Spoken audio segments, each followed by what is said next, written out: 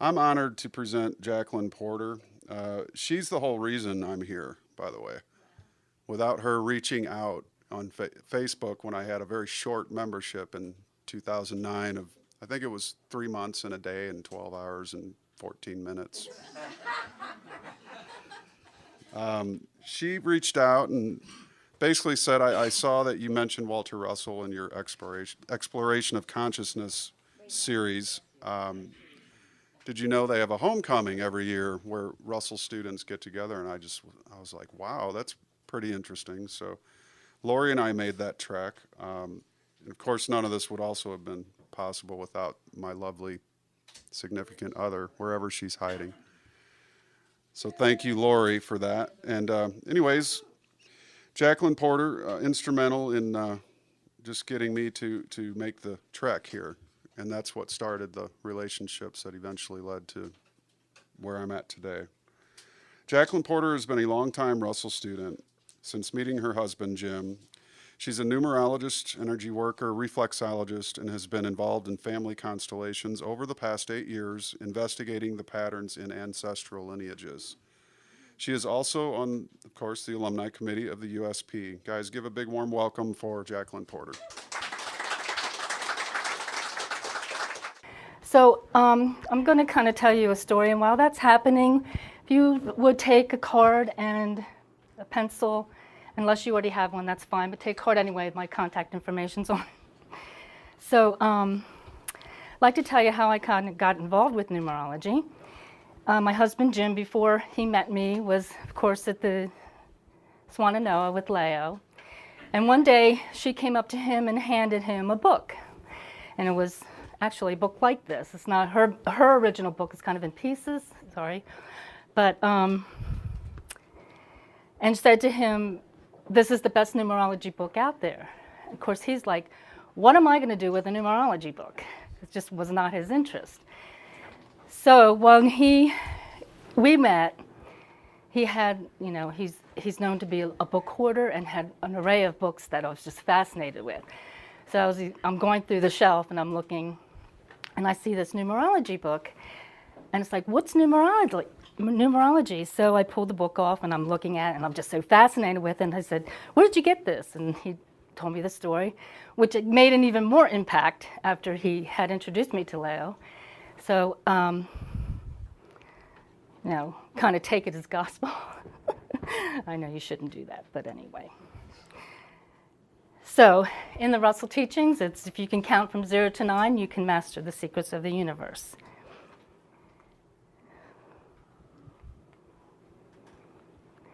Man is but an involved and complex organization of countless myriads of light units assembled into systems, and systems of systems in the orderly process of continuous thinking of the idea of man. And we have seen that for sure. Some of the orders of systems that we have are the Russell Chart of Elements. He completed it, though it had always been complete according to God's plan. So he wrote it down. And our ancestral lineage is the structure of the family. Of course, there's astrology and the planets, and then, of course, numerology, and there's all sorts of systems with numbers. So the Russell Chart of Elements, we see how they each have a mate, which makes it complete for how universal law works. And as you see, I don't know if you can see the ones with the question marks, but they are the unknowns. They are there, however, they just don't have a name. Our ancestral lineage, this is an example of a family tree. It's really not a completed family tree, but our ancestors lived so we could be born. And in here you'll see like a point where there's no names. Maybe there are, unknowns, like some of the Russell elements, but they have to hold their place. Everybody in your ancestral line must hold a place. Some of them are forgotten, some are not recognized, some get shunned out of the family, but they are still, however, part of the family structure, and that has a great impact on their descendants. Now our planet structure. Each planet is born, and the next planet cannot be born until the first planet has made its journey through our solar system. So the different evolutions of that, including the asteroid belt, it's holding its orbit, and some believe that it used to be a planet that we destroyed in some civilization, which would not surprise me. So it's still part of our system. So if we look at every system as a whole, we would get that. So it's important to know that the systems are not there to control us. We don't have astrology planets. They don't cause anything to happen. Numerology, the numbers don't cause anything to happen. They create these patterns, and we have to weave our life into these patterns. And it's kind of transformational because there are many aspects in numerology. We're only going to touch on one, but the three main ones we'll get to: the life path, soul urge, and the destiny number. And they're like when they change, we have pinnacles and cycles and personal years that we go through, and we might feel these changes happening inside of us. So we just have to go with that. So we have to reach deep in ourselves through meditation to be clear with our own thinking. So then we can weave ourselves in these patterns so we can all function together. And of course, this whole system, and I know Kim touched on this, the knowledge. And this is one of my favorite quotes of the Russells, because I keep reminding myself, words alone will not convey God's one law to you. You must know it in your heart until it becomes your nature. So Einstein's quote that in the field, it's the field that forms the thing and not the other way around. So everything is recorded, goes to the inert gases, and from there it is repeated. So we make an agreement in those fields to come and perform some kind of role that we choose to do while we're here. Hence, we're all here. Great purpose. So it's not the strongest of species that survive, nor the most intelligent that survives. It is the one that's most adaptable to change. So when we can accept what is happening around us in these patterns and stay centered with ourselves, we can maneuver gracefully through the changes and transformations. So I'd like to show a video kind of about this.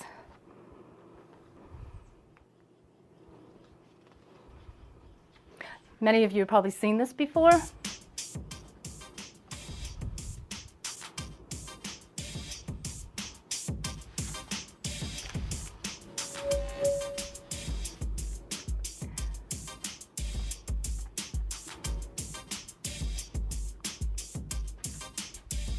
So we start with unity, the one.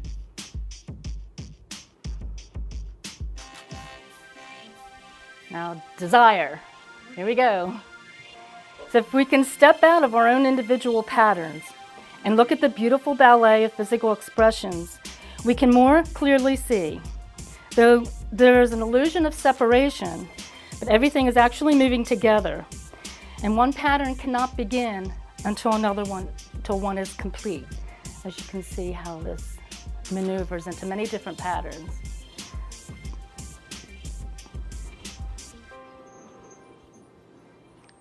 And it's a pattern that is continuous.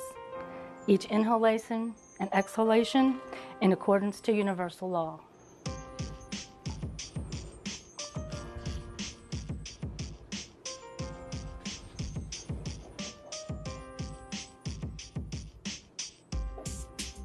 And we dance.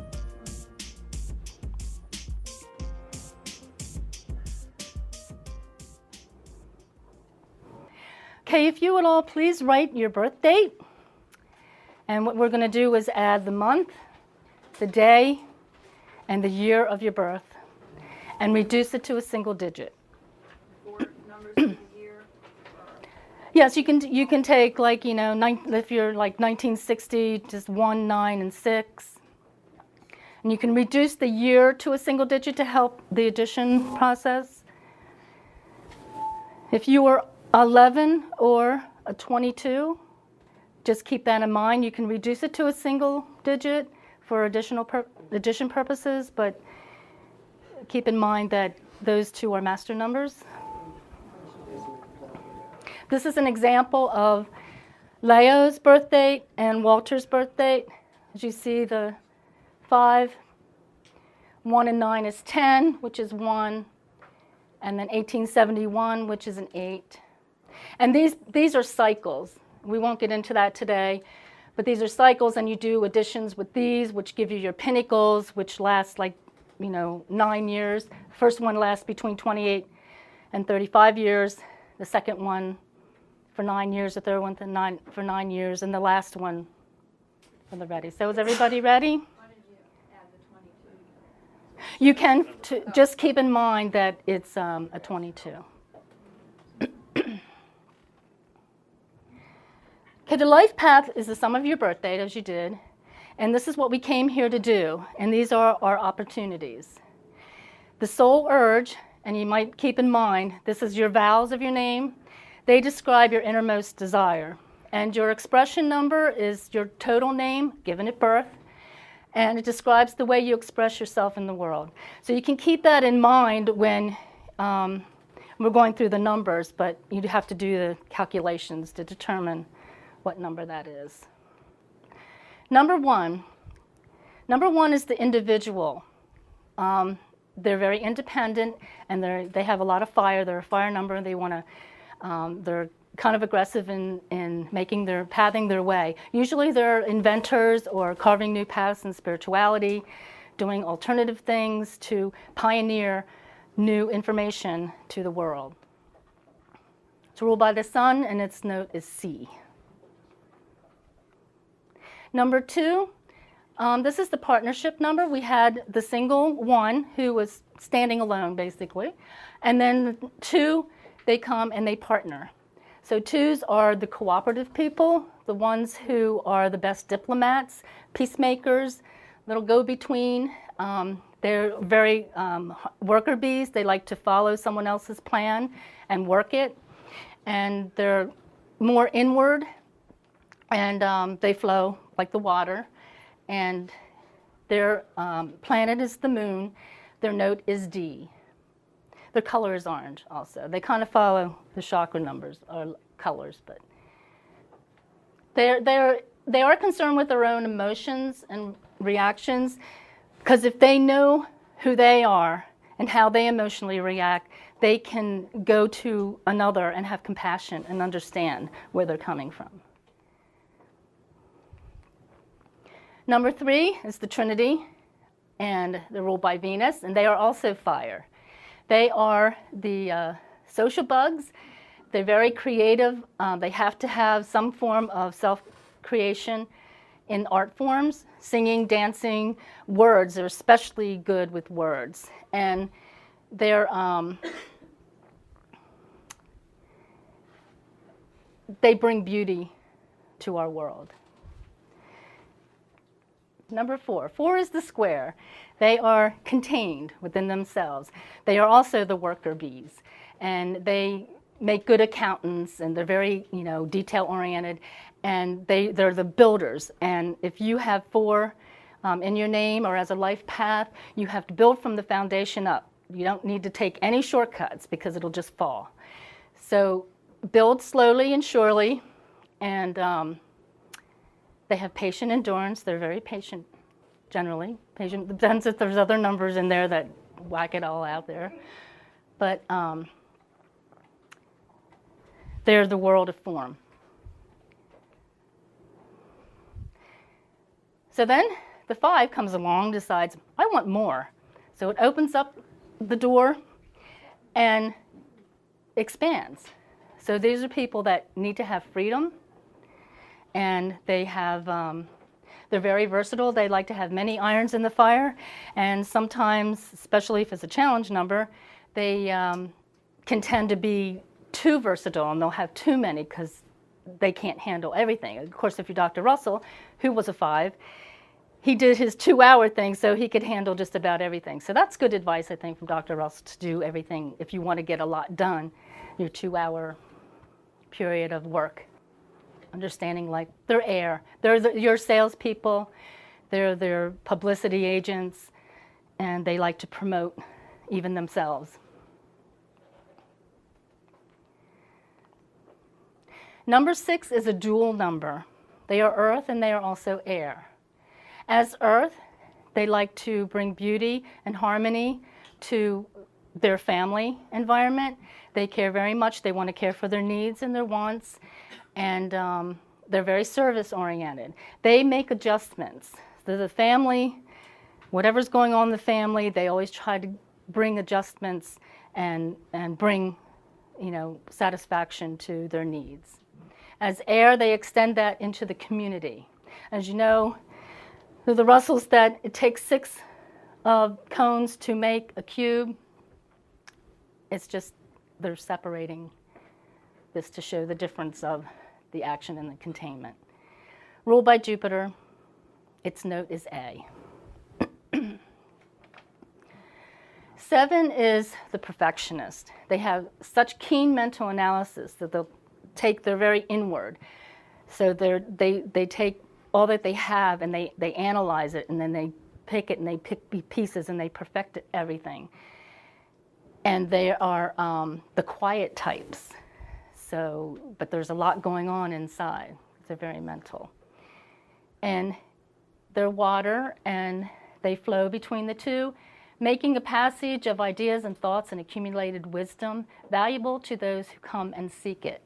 They are your teachers, your wise ones. They're most close to their guides, because in there we don't have time to get into the in and the outs. That's your tide. Their tide is way out. That means they're way inside themselves. So they don't have much in the world as far as action, like firewood. But they bring keen analysis to anybody, and wisdom, wise knowledge for people. They accumulate knowledge. They have to learn the mysteries of life. That's just part of who they are. Which is much different than number 8. 8 is way in.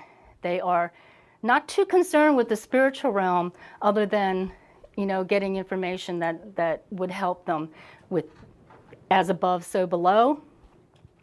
And they are your executives. They have a powerful ability to achieve, and they want to achieve. They're organized, and they can run the show. So if you have a business, you can count on a number 8.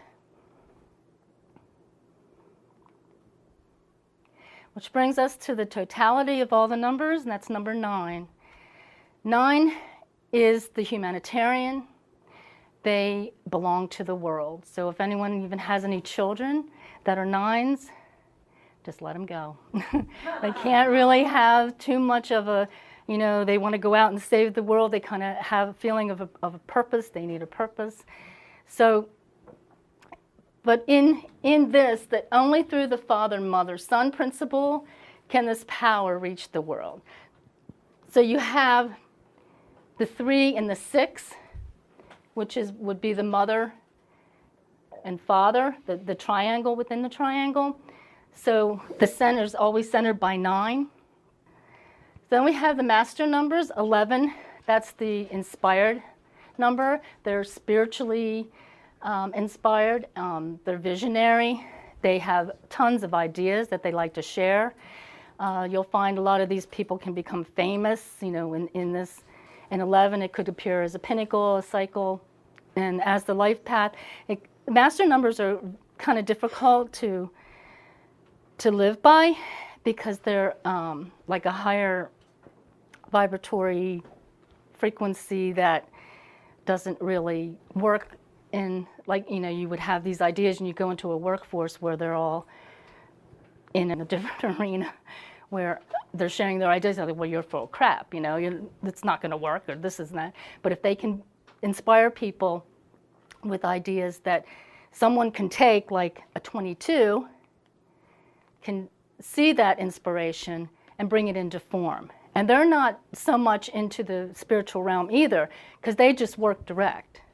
And they don't say, well, I don't need anything. So they take that vision and they can make it happen. They can materialize it. And they're on a worldly basis, usually international concerns that the 22s work with. The 1s, the 4s, and the 7s process mentally. The 2s, the 5s, the 8s are outwardly expressive, and sometimes the 6. The 3, the 6, and the 9 express in art form. They're your emotional. This is how Leo, she was Daisy Grace Cook, and then she changed her name somewhere around 46, 47 to Leo Russell. And her life path was a 22. So you can kind of see where she fits her numbers very, very easily. And her soul's urge is an 8. She wants things in a big way. And she can handle them. She wants it big. This is the, in any mass, the higher the octave, the lower the potential, and the greater the speed of reproduction of any effective motion. In any mass, the lower the octave, the greater the wave dimension, and the lower its tonal resonation in sound. When you have your birth date is like you're born on the 1st, the 10th, the 19th, the 28th, you're born on the 3rd, the 30th, the 21st, the 12th, those are all, when you reduce them, that would be like a 1 or a 3 or any number. The higher you go up, the more intense your contribution is. Like someone born on the 1st is very individualized. They really need to focus on their immediate thing and what they're doing. They might have a tremendous impact depending on their life path, but they work best with themselves, alone, doing their thing. When you increase it to like the 10th, it becomes just a higher, just multiply it. And then 19 and 28. 28 has executive ability because they're the 2 and the 8. They're cooperative and they have power for business. But we have what I was looking at, and anybody can correct me if they see something different. But this one, this integration, disintegration, this center where the north is, look at that as the 3, 6, and the 9. And here also as the 3, 6, and 9 as the vortex from which all action moves around. So we get into, I was fascinated with the rodent coil. And here's the doubling effect also. 1 and 1 is 2, 2 and 2 is 4, 4 and 4 is 8, 8 and 8 is 16, which is 7, 16 and 16 is 32, which is 5, 32 and 32 are 64, which is 1.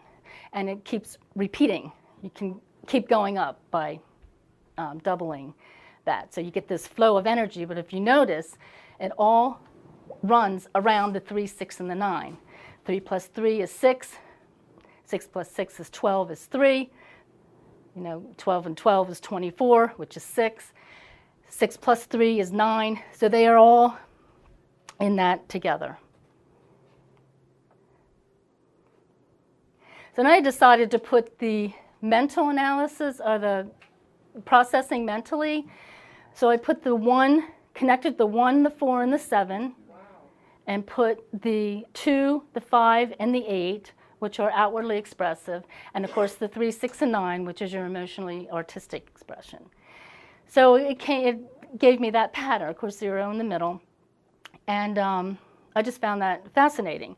But in numerology also, the 1s, the 5s, and the 7s relate the best, and the 2s, the 4s, and the 8s relate the best, and of course the 3, 6, and 9s are very compatible. Those are compatibility numbers. So they created another format in, that added more to that structure. So I was excited to see that. So I said, okay, well, how does the rodent coil fit into the Russells? So we used this back in 2013, and Leo had suggested to Jim that if you were to lay the numerology numbers in the wave, you would put them 1, 2, 3, 4, 5, 6, 7, 8, 9, centered by 9. Of course, you have your octave, and then centered by 9 is kind of like the inert gas. And so I looked at that. I said, well, how could I do this with the rod and coil? So I connected the numbers according to that doubling principle, and I got the rod and coil. And I thought that was kind of exciting. So that's it. That is exciting. Yes. Any questions? Anybody want to share their number? You moved a little bit. I was still calculating when you got. I'm sorry. I'm just wondering what one was. What one was. One You is moved the through while we were all still calculating, maybe a little bit. okay. The one is the individual. They're independent, and they're loners. They kind of have to go it alone because they have all these ideas, and they're usually the pioneer carving the path.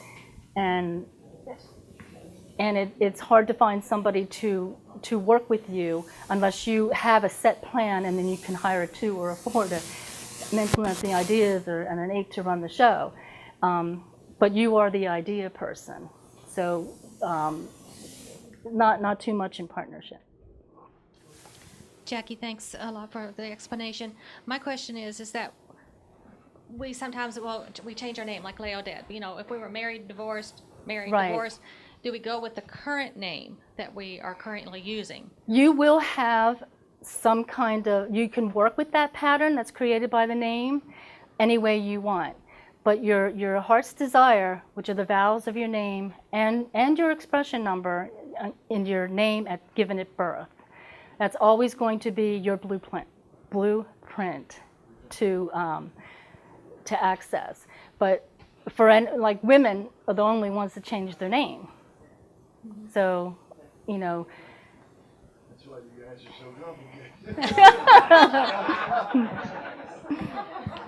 And we can do that. I mean, it was interesting. I just didn't know if we kept adding our, the names, that we had, and if that compiles us, or if the most recent name is what we are right now. Well, you are right now, and you can work with that. And if you're happy with that, then you don't have to worry about changing your name. But you can always resort to your birth name if you like it. With Leo, when she changed her name to Leo Russell, her expression number became an 8.